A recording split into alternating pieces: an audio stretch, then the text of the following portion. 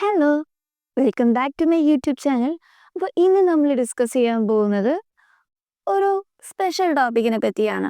വേറൊന്നുമല്ല, നമ്മുടെ ഉള്ളിലൊക്കെ ചിലപ്പോഴെങ്കിലും ചില പ്രത്യേകതരം വോയിസുകളൊക്കെ കേൾക്കാറില്ലേ? നിന്നെ ഒന്നിനും കൊള്ളത്തില്ല, അല്ലെങ്കിൽ എന്തെങ്കിലുമൊക്കെ ചെയ്യാൻ പോകുമ്പോഴത്തേക്കും നിന്നെ കൊണ്ട് ഇതൊന്നും പറ്റത്തില്ല, നിന്നെ കാണാൻ കൊള്ളത്തില്ല, അല്ലെങ്കിൽ യു ഗുഡ് ഫോർ നത്തിങ്. അങ്ങനെ ഇടയ്ക്കെങ്കിലും നിങ്ങളുടെ ഉള്ളിൽ നിന്ന് ഒരൊച്ച കേൾക്കാറില്ലേ? മറ്റുള്ളവർ നമ്മളെ പറ്റി പലതും പറയുമായിരിക്കും, പക്ഷെ ഞാനിപ്പോൾ സംസാരിക്കുന്നത് നമ്മുടെ ഉള്ളിൽ നിന്ന് തന്നെ നമ്മൾ ചെയ്യാൻ പോകുന്ന കാര്യത്തിൽ നിന്ന് പിന്നോട്ട് വലിക്കുന്ന ആ ഒരു ഒച്ചയെ പറ്റിയാണ്. വേറൊന്നുമല്ല, സെൽഫ് ഡൗട്ട്. അതായത് നമുക്ക് നമ്മുടെ ഉള്ളിൽ തന്നെ ഉള്ള ആ ഒരു സംഭവം, നമ്മുടെ ഉള്ളിൽ നിന്ന് തന്നെ നമ്മളെ കൊണ്ടൊന്നും പറ്റില്ല, അല്ലെങ്കിൽ നമ്മളെ കൊണ്ടിത് പറ്റുമോ എന്നൊക്കെ ഉള്ള ഒരു ഡൗട്ടില്ലേ? അതിനെപ്പറ്റി നമുക്കൊന്ന് കുറച്ച് കാര്യങ്ങൾ നോക്കിയാലോ? ഏതൊരു പ്രശ്നത്തെയും ഇല്ലാതാക്കാനായിട്ടുള്ള ആദ്യത്തെ വഴി എന്താണെന്നറിയോ? നമ്മുടെ പ്രശ്നം എന്താണെന്ന് നമ്മൾ തന്നെ തിരിച്ചറിയുക എന്നുള്ളതാണ്, അല്ലേ? സോ ഈ സെൽഫ് ഡൗട്ട് വരുമ്പോൾ നമ്മൾ ആദ്യം ചെയ്യേണ്ട ഒരു കാര്യം എന്ന് വെച്ചിട്ടുണ്ടെങ്കിൽ, അതിനെ നമ്മളങ്ങ് വിട്ട് കളയാതെ അക്നോളജ് ചെയ്യാനായിട്ട് ശ്രമിക്കുക. അതിനെ വിട്ട് കളയാൻ പോവുകയാണെന്നുണ്ടെങ്കിൽ അത് നമ്മളെയും കൊണ്ട് അങ്ങ് പോവും, അല്ലേ? അതിനെ അങ്ങ് നമ്മൾ കാര്യമായിട്ട് എടുക്കുന്നില്ല. സെൽഫ് ഡൗട്ട് വരുമ്പോൾ കാര്യമായിട്ട് എടുക്കാതെ മുന്നോട്ട് പോകുന്നവരുണ്ടാവും. പക്ഷേ സെൽഫ് ഡൗട്ടിനെ അത്ര കാര്യമാക്കാതെ അത് അതിൽ നമുക്ക് തോന്നുന്ന കാര്യമെല്ലാം സത്യമായിരിക്കും, നമ്മളെ കൊണ്ടൊന്നും ചെയ്യാൻ പറ്റില്ല എന്നുള്ളൊരു തോട്ടില്ലേ, അതിനെ നമ്മൾ മറികടക്കാനായിട്ട് ആദ്യമായിട്ട് ആ തോട്ടിനെ അക്നോളജ് ചെയ്യാനായിട്ട് ശ്രമിക്കുക. അതായത് നമ്മൾ പലപ്പോഴും നമുക്കുണ്ടാവുന്ന പേടികൾ എന്താണെന്നുള്ളത് തിരിച്ചറിയാറില്ല. എന്തൊക്കെയോ പേടിയുണ്ട്, പക്ഷെ എന്താണെന്നൊന്നും നമുക്കറിയത്തില്ല.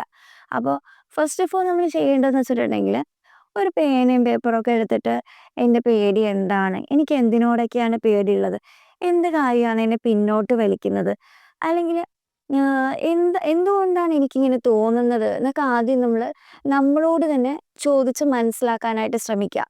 അതായത് നമ്മളോടുള്ള സംസാരം വേറെ ആരോടുള്ളൊരു റിലേഷൻഷിപ്പിനേക്കാളും ഏറ്റവും ഇമ്പോർട്ടൻ്റ് ആണല്ലോ നമ്മളോടുള്ള ആ ഒരു റിലേഷൻഷിപ്പ് അല്ലെങ്കിൽ കമ്മിറ്റ്മെൻറ്റ്.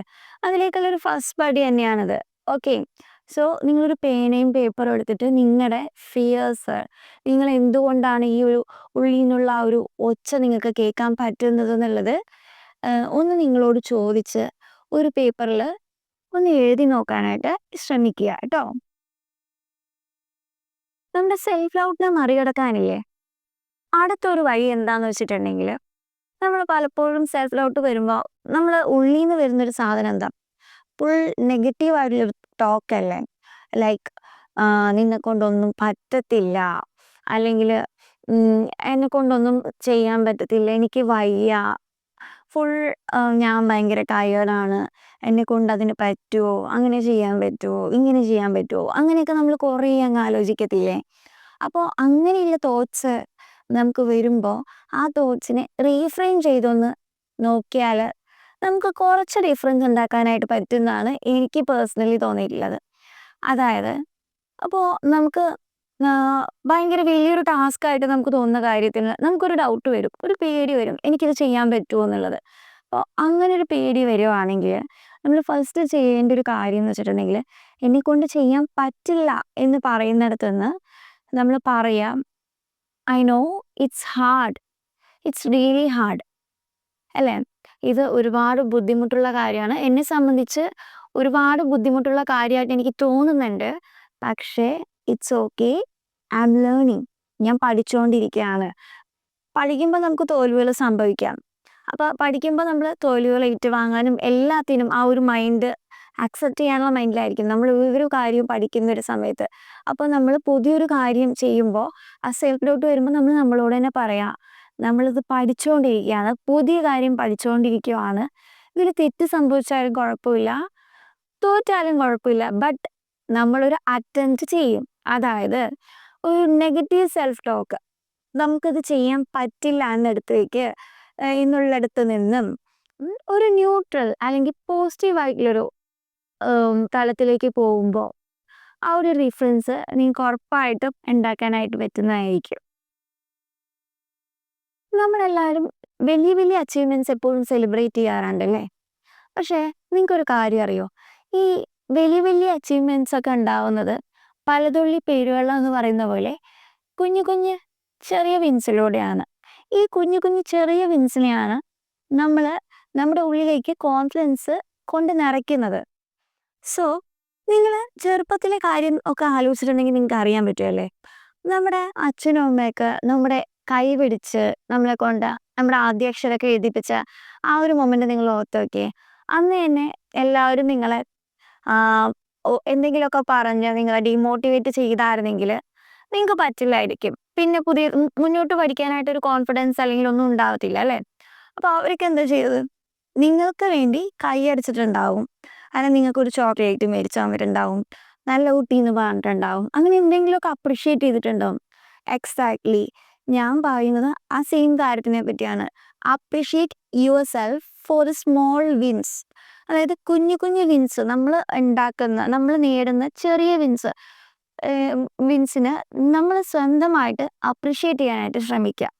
അതായത് നാളെ എണീറ്റ് ജോഗിന് പോകണമെന്ന് ആഗ്രഹിക്കുന്ന ഒരാൾ, അയാൾ പിറ്റേന്ന് അയാൾക്ക് ജോഗിന് പോകാൻ പറ്റിയില്ലെങ്കിലും അയാൾ നാളെ എണീക്കാനായിട്ട്, അതായത് യൂഷ്വലി എണീക്കുന്ന സമയത്തിനേക്കാളും കുറച്ച് നേരത്തെ എണീക്കാനായിട്ട് ശ്രമിച്ചിട്ടുണ്ടെങ്കിൽ അതൊരു വിന്നാണ്.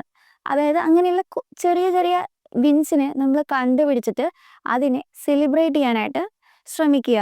അതിലൂടെ നമുക്ക് ഉറപ്പായിട്ടും നമ്മുടെ കോൺഫിഡൻസ് കൂട്ടാനും സെൽഫ് ഡൗട്ട് മാറ്റാനായിട്ടും സാധിക്കും. ഈ സെൽഫ് ഡൗട്ടൊക്കെ ത്രൈവ് ചെയ്യുന്നത് യൂഷ്വലി ഐസൊലേഷൻസിലൊക്കെയാണ്. അതായത് നമ്മൾ എവിടെയെങ്കിലും ഒറ്റപ്പെട്ടു പോവുകയോ അല്ലെങ്കിൽ നമ്മുടെ ലൈഫിൽ നമ്മൾ ഒറ്റയ്ക്ക് ഇരിക്കുന്ന സമയത്തോ നമുക്ക് ആരുമില്ല എന്നുള്ളൊരു തോന്നലോ അങ്ങനെയൊക്കെ വരുമ്പോഴാണ് നമുക്ക് സെൽഫ് ഡൗട്ട് കൂടുതലായിട്ടും ഉണ്ടാവുന്നത്, അല്ലെങ്കിൽ നമ്മുടെ സെൽഫ് ഡൗട്ട് കൂടി കൂടി വരുന്നത്. അതിന് പല റീസൺസ് ഉണ്ടായേക്കാം.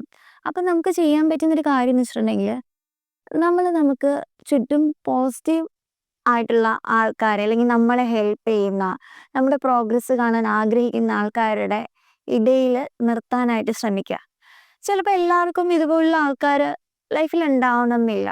അപ്പോൾ അങ്ങനെയുള്ള സാഹചര്യങ്ങളിൽ നിങ്ങൾ നിങ്ങളുടെ ലൈഫിൽ കുറച്ച് സമയമെങ്കിലും നിങ്ങൾ നല്ല നല്ല ബുക്സിലേക്കോ അല്ലെങ്കിൽ നല്ല നല്ല പോഡ്കാസ്റ്റിലേക്കോ ഒക്കെ ഇൻവെസ്റ്റ് ചെയ്യാനായിട്ട് ട്രൈ ചെയ്യുക. അപ്പോൾ നമ്മുടെ ലാസ്റ്റ് ആയിട്ടുള്ളതും പക്ഷേ ഒരുപാട് ഇമ്പോർട്ടൻ്റ് ആയിട്ടുള്ളതുമായിട്ടുള്ളൊരു കാര്യം ഞാനിപ്പോൾ പറയാം. നമുക്ക് സെൽഫ് ഡൗട്ട് വരുന്ന മെയിൻ ഒരു റീസൺ എന്ന് വെച്ചിട്ടുണ്ടെങ്കിൽ അവിടെ ആക്ഷൻസ് ഇല്ലാതായിട്ടിരിക്കുന്ന മൊമെൻ്റിലാണ്. നമ്മളൊന്നും ചെയ്യാതിരിക്കുമ്പോഴാണ് നമുക്ക് ചെയ്യാൻ പറ്റുമോ എന്നുള്ളൊരു തോട്ട് നമുക്ക് വരുന്നത്. അപ്പോൾ നിങ്ങൾ എന്താ ചെയ്യുക, നിങ്ങൾ ചെറുതായിട്ടെങ്കിലും ഒരു സ്റ്റാർട്ട് കൊണ്ടുവരാനായിട്ട് ശ്രമിക്കുക. എവിടെയാണ് സ്റ്റാർട്ടുള്ളത് അവിടെ സെൽഫ് ഡൗട്ടിന് നിൽക്കാനായിട്ട് സ്പേസ് ഉണ്ടാവില്ല. അതായത് ചെറുതായിട്ടെങ്കിലും നിങ്ങൾ സ്റ്റാർട്ട് ചെയ്ത് നോക്കിയാലല്ലേ നിങ്ങൾക്ക് മനസ്സിലാവൂ നിങ്ങളെ കൊണ്ട് ചെയ്യാൻ പറ്റുമോ അല്ലെങ്കിൽ പറ്റില്ലേ എന്നുള്ളത്. അപ്പോൾ ചെറുതായിട്ടെങ്കിലും നിങ്ങൾ സ്റ്റാർട്ട് ചെയ്യുക. ട്രസ്റ്റ് മീ, നിങ്ങൾ സ്റ്റാർട്ട് ചെയ്ത് കുറച്ച് കഴിയുമ്പോഴത്തേക്കും ഉറപ്പായിട്ട് നിങ്ങൾക്ക് മുന്നോട്ട് പോകാനായിട്ട് സാധിക്കും.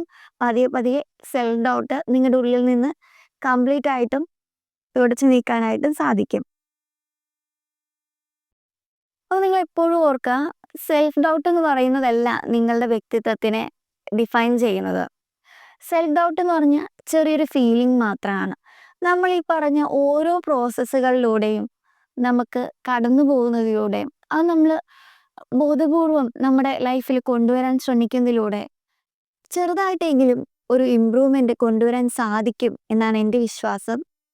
അപ്പോൾ എല്ലാവർക്കും ഈ വീഡിയോ ഹെൽപ്ഫുൾ ആയിട്ട് ഉണ്ടാവുമെന്ന് വിചാരിക്കുന്നു. അടുത്ത വീഡിയോ വരുന്നവരേക്കും ബൈ.